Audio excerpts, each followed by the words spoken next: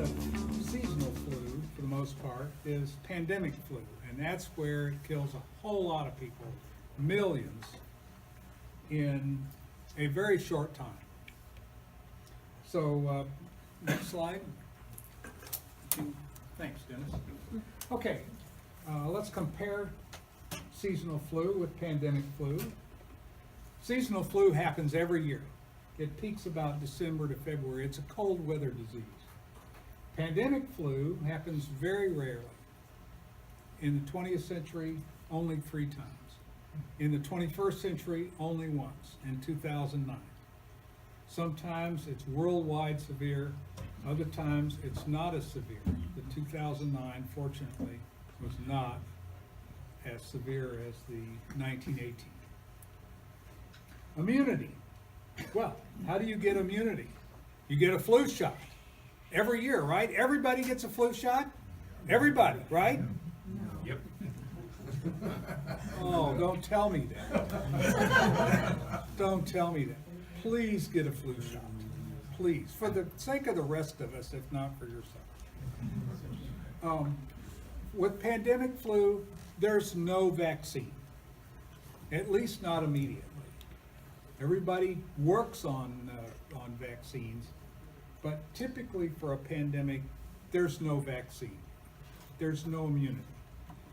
Who is most at risk in flu? Well, in seasonal flu, typically the elderly, infants, pregnant women, those people who are chronically sick and get the flu, they're in real danger. For pandemic flu, it might in fact be those healthy people in the prime of life who are the most vulnerable. In 1918, that was the case. Medical care. In seasonal flu, there's plenty of medical care available, usually. The hospitals are ready for you, those people who don't get their flu shots. And we all can care for people at home in most cases. In pandemics, medical facilities and personnel may be totally overwhelmed. In 1918, that was the case, especially in the United States, when most of the doctors were overseas in the war zone. They pressed in veterinarians, nursing students, everybody that could volunteer. Vaccines available. As I said, for seasonal flu, yes. For pandemic flu, probably not. Mr. Brooks, could you take your head off? Oh, sure. Thanks. Next slide. Okay, good. Well, what is a pandemic? A flu pandemic is a global outbreak of a new influenza A-type virus. What is an A virus? Well, there are 3. There are A, B, and C. We're only going to be concerned with A virus. A pandemic is, in a pandemic, the flu is able to infect people easily and spread from person to person in an efficient and sustained way. It doesn't need to go through birds. It doesn't need to go through pigs or anything else. It goes from person to person and really efficiently. This is how it's done. Somebody in this room with pandemic flu sneezes and the rest of us will be infected. We might get sick too. More than likely we will. Fortunately, there is no pandemic going on right now anywhere in the world. And avian flu, which is what we're really worried about, doesn't easily or normally infect people. It infects birds really well, but not people. Some people do catch it from birds, but they catch it directly and not from other people. Next. Okay, what are the symptoms? Well, most of you know what the symptoms of flu are. Fever and chills, cough and sore throat, runny nose. Everything in your body hurts. You feel miserable, and it lasts for weeks. In pandemic flu, there are complications, such as, and typically, severe pneumonia, either viral or bacterial. Your immune system is overloaded. There's possible blood poisoning and organ failure. There's something called acute respiratory disease or distress syndrome, ARDS. I don't know what that is. Doc, do you know what that is? ARDS? Anyway, Well, it's just like that, it's sort of like asthma, but It's- acute. and in a very high percentage of the case, death. And the strain of flu we're going to be talking about tonight, we're looking at about 40% of the people who have caught it have died. That's really bad. Next. And in China, this is a picture taken just this year that the Chinese have published. An H7N9 flu patient is being treated in a respirator. And these people here don't want to catch it. Next. Oh, wait a minute. So far, in the 5 years that H7N9 has been known, about 1,600 people have been known to catch it. About 600 have died. That's if you do the math, that turns out to be about 3/8, which is not 40%, but close. Next. Okay. Well, if you did the homework, you know this already. There are subtypes of influenza A, lots of them, and they are distinguished by two proteins that are in the virus. One's called hemagglutinin, the other's neuraminidase. They abbreviate these with H and N. There are this many, 16 different variants of hemagglutinin that are known, 9 of neuraminidase, and so the flu virus that we're talking about at any given time is identified by its H and N numbers, such as H7N9. Common seasonal flus are H1N1 and H3N2. And those are the two, along with a B-type flu virus, that were targeted in the vaccine that all of you got, right? Yes, sir. Last winter, last fall, all of us, right? Please, all of us. Anyway,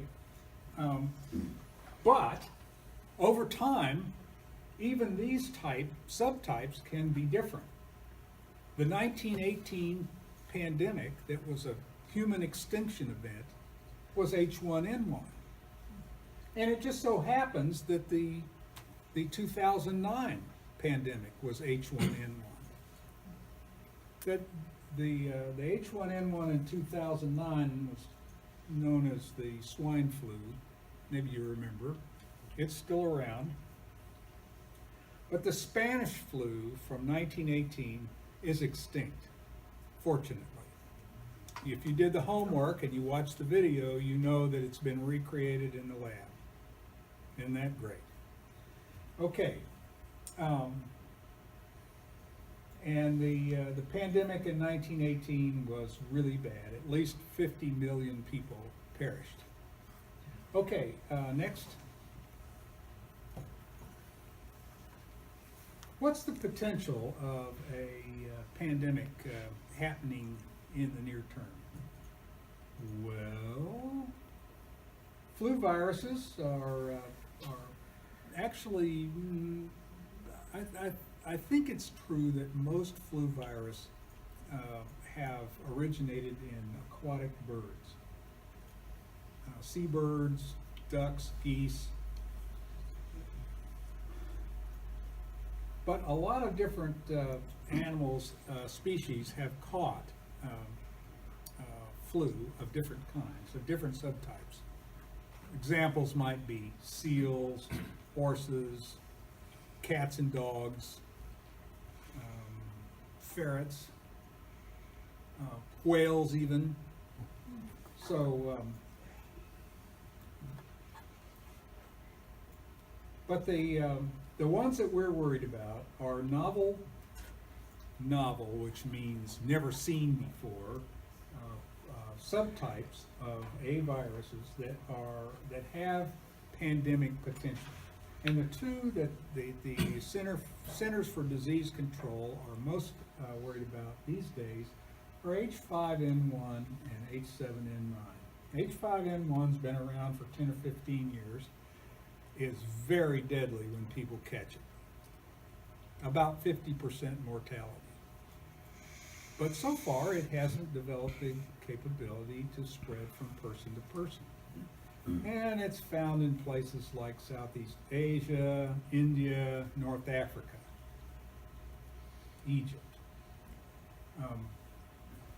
H7N9, as I said before, has only been around now for 5 years. It's entirely in China, and with a few cases in Taiwan and Hong Kong.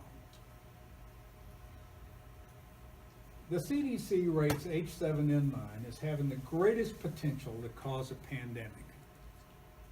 And the more you read about H7N9, the more I think you'd agree with CDC. Next slide, please. Now, where would you get this flu? Where would you go to, if you wanted to be infected, where would you go? Well, here. This is a live poultry market in China, and these nice young fellows will sell you a bird that you pick out.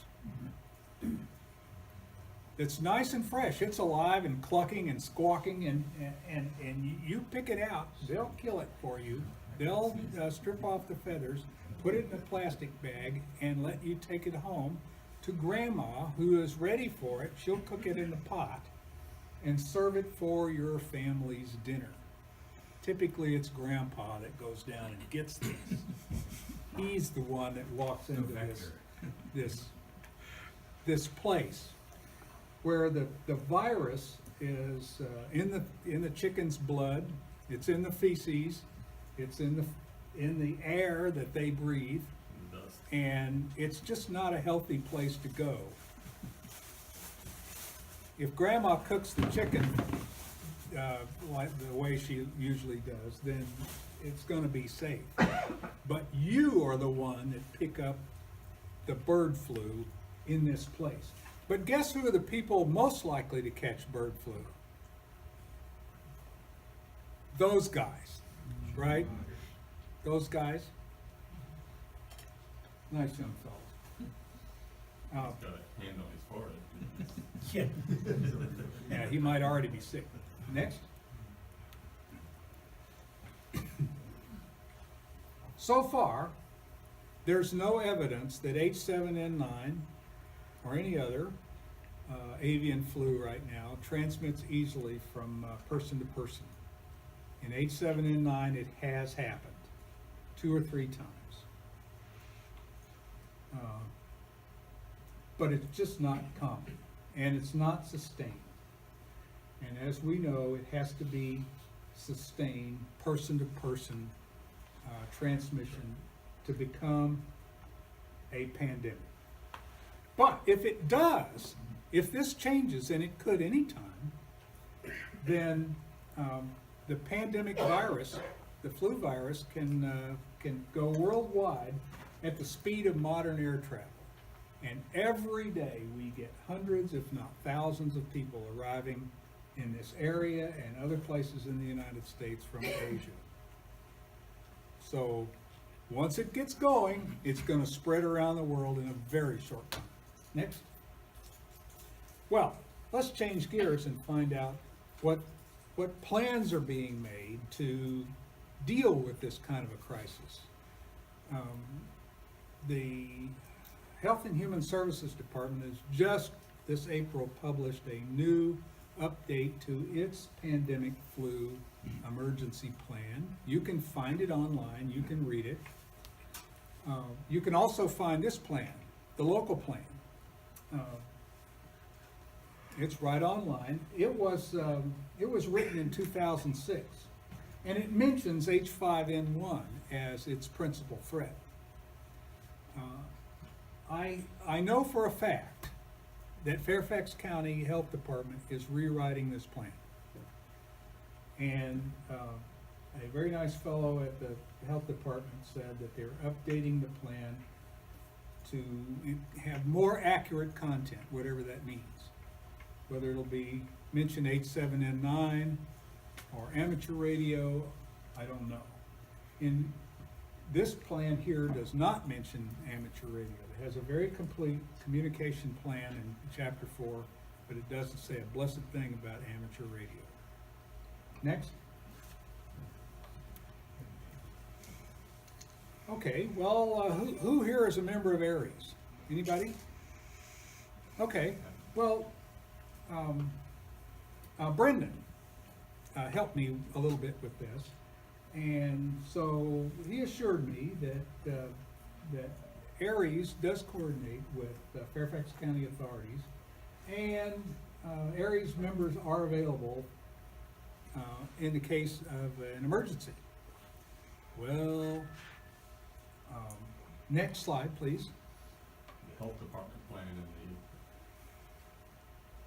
and A flu pandemic is much different than your normal emergency. What's a normal emergency? Well, okay, how about a windstorm like the one we had a few years ago? How about a hurricane? How about floods or forest fire? Or you could pick out a really terrible emergency, but a local one, tornado, where the Aries members put their go kits together and they head out and help out the local authorities. I think that's the goal, right, Aries people? To be able to do that? usually. Well, in a flu pandemic, first of all, there's very little specific guidance that I've been able to find from Aries itself or the ARRL. There's nothing on the ARRL's website about pandemic flu, not a blessed thing. But there are clubs and Aries organizations around the country that have been thinking about it. And one that I found was ham radio in Hawaii.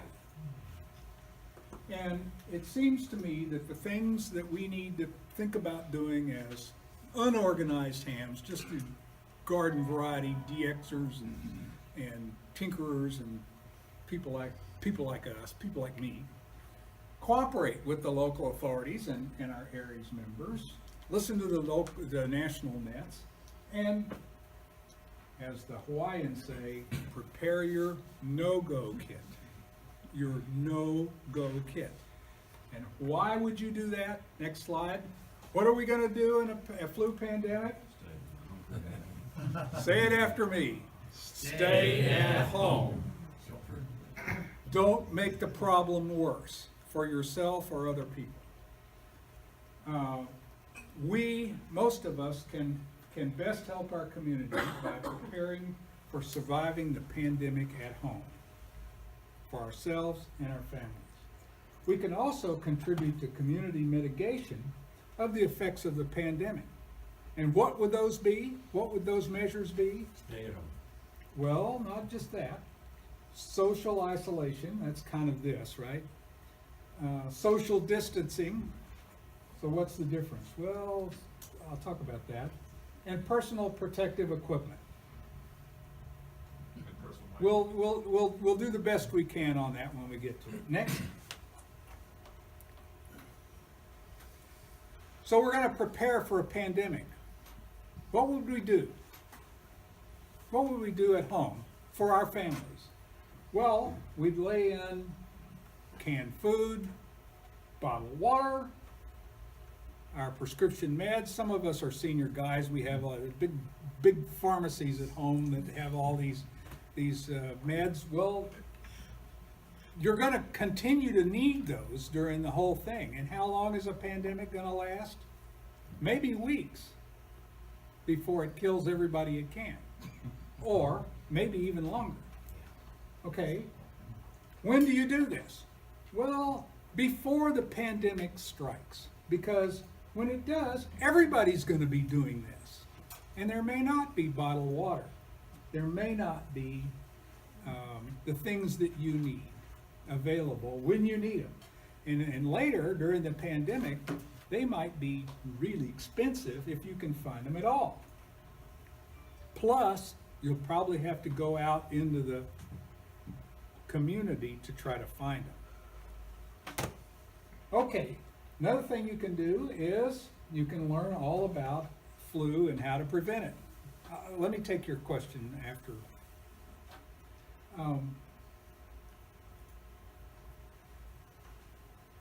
Did I say anything about flu shots before? That's one thing you can do. And my rationalization for that is any immunity is better than no immunity. Right? If you've had flu shots for the last 10 years or longer, have you built up an immunity to flu? What if it's H1N1 that is the pandemic? The 2009 pandemic arose very suddenly, and it was H1N1, what everybody had been vaccinated for, except for those that hadn't. And guess who caught it? Well, all right. For those of us who are preparing for pandemics, washing hands is becoming a religious experience. You do it every chance you get. We all know now how to cover coughs and sneezes, right? We know how to do that now, not like we used to.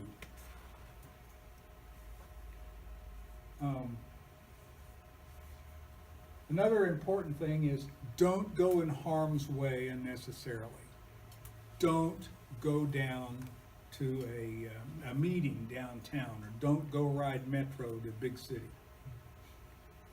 Stay out of danger if you can. Next. Okay, some people recommend getting electronic copies of your family's health records. Updating wills might not be a bad idea because some of us might not make it through the pandemic. And talk to your family members about how you treat a sick person in your home, or if one of your family members gets sick. And I didn't put on here the obvious next bullet. What happens if somebody dies in your house? It happened in 1918 a lot. Next. The most important part of social isolation, I think, is just don't get sick. Avoid contact with other people outside your home as much as you can. If you get sick, try to keep distance from yourself and your family members. If it's possible to stay home from work or school, you know, those places are going to be where other people bring the flu. And especially, don't get in closed spaces with lots of other people who are busy coughing and sneezing. And shaking hands. Next.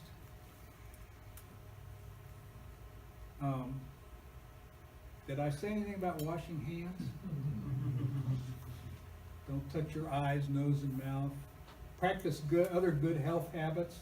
Everybody knows what these are, but also we as amateurs can spend lots of time on the air making contacts in the safety of our homes. Right? Next. And finally, in social isolation, we can do well to, in preparing for this, to get our antennas all fixed up, our equipment. You see, I won't name that fellow up there on the roof doing his antenna work. Oh no, not 28.444. Well, hey, if there are local nets and repeaters around, there are good things to check into and listen to, and be sure to check into the powwow net on Thursday nights. Or the virus to death. If we're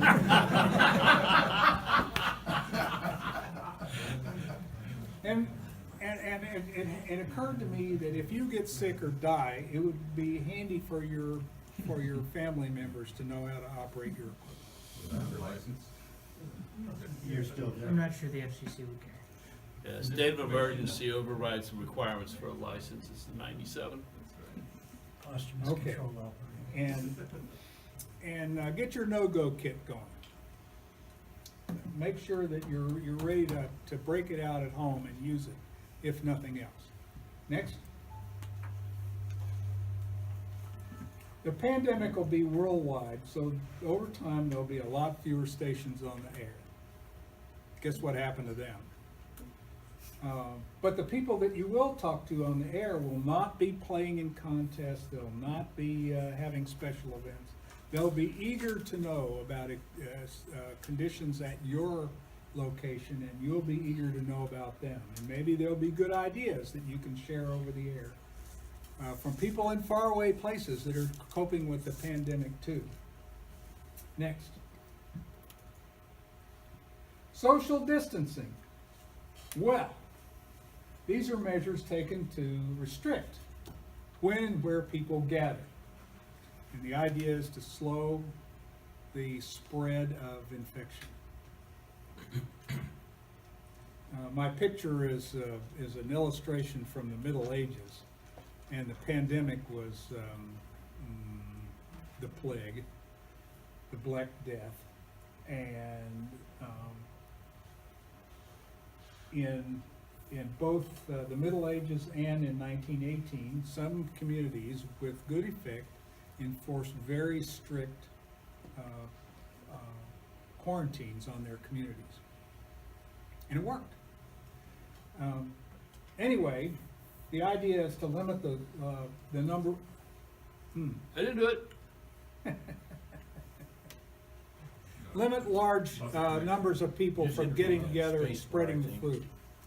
And it'll come back up, just automatically went on. Looks to be like a connected health bar. Must be an apple. Alright. If it was the connector, the screen wouldn't have gone blank at the same time. Is that the power cord hanging there? Everything's Check the still on. connection to the laptop Yeah, on the there's a side. power connector Just push it in. dangling there. It's a pandemic. This needs to be. Might be a different kind of virus. Yeah. That was never in. It's going to this right here. Oh, okay. Could it be power? Okay, Maybe touch the, while we're waiting projector. for that to come back, can I take a question or two? You mentioned bottled water. Is there any reason to think that tap water would not be good? My personal belief is that utilities, electric power, water, and everything will continue to be serviceable for a while. Yeah, so It depends on the And circumstances. it depends on a lot of factors, but as long as water is flowing from your tap, it's probably okay to drink. But are you gonna bet goes your into the family's life on that if you have an alternate source? Clorox is your friend. That's Hey, true. Mike, the 6 to 8 electric power drops of industry- that goes into Clorox the wall. This goes in into a the computer. gallon of water. Yeah, Completely Yes, clean. Mike, what was that? the electric power industry has a significant pandemic response plan under the assumption that power plant workers and linemen will be ill. Right. Will Oh, not you're be able to blocking the picture. maintain the electrical system, and it will deteriorate over the period of the pandemic. So there are real life Okay, this plans. goes into the There are regular outlet. initial response plans, activities, but of course, the issue is having people from, if you will, outside of the diseased area. Yes, wanting to deploy into the diseased area. right. So, you mentioned utilities. Utilities take this very seriously. Someone closest to the I edge. bet they do. I bet they do. Well, I'm thinking that there'll be slow degradation of utilities if we're lucky. And the death won't be just power from, plant. You have to have people manning the power plant 24/7. Right. I don't think it's And the the death connector, won't because be the just screen from went the dark at pandemic. the same instant. Sorry. so the death Power won't be went down, just I'm from not the quite sure. pandemic. Maybe the batteries. So the virus may kill 40 to Can I, 50%. that orange tape, But I as just you roll it to the wall. have to the that. dead that won't get buried, you get typhoids, waters will get infected, and exponentially the problem increases. Okay. Some of the simulations that have been done, Yes, and the reason electric companies are involved is, Yes. Eventually this will, evolve into potentially a blackout, and with an event like a blackout, prediction is somewhere around 90% of the population.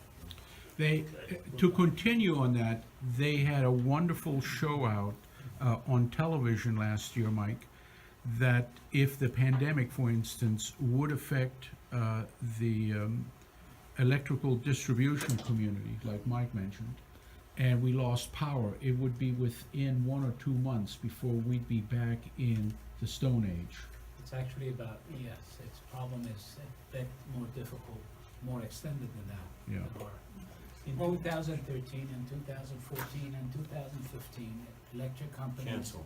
and DHS conducted major simulations. okay, thank you. Thank you for the questions and the contributions. So let me get on with this, and we can continue questions and discussion after I get through. And we're, believe it or not, we're getting there. Anyway, so we want to avoid large numbers of people getting together and spreading the flu among each other. Because someone will have it, right? Next.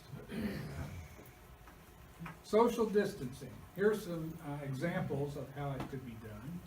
Colleges would cancel their classes and other events on campus.